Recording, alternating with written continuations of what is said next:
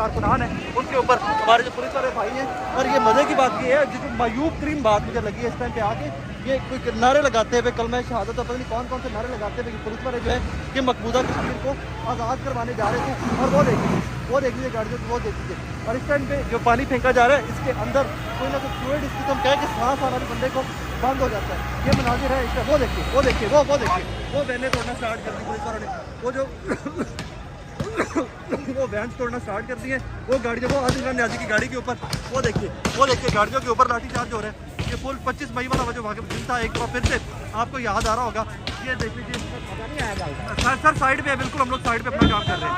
یہ دیکھ لیجیے جی اس ٹائم پہ, یہ دیکھ لیجیے وہ تمام گاڑیاں جو تھیں ان کے اوپر اس ٹائم پہ اور لاٹھی چارج کیا جا رہا ہے. گاڑیاں توڑ دی گئی ہیں, تمام گاڑیاں جو اس ٹائم کے اوپر یہاں کھڑی ہوئی تھی مال روڈ کے اوپر. یہ تمام کی تمام گاڑیوں کو پولیس والے ایس پی صاحبان ڈی ایس پی صاحبان اپنی سربراہی میں یہاں پر لاٹھی چارج کروا رہے ہیں.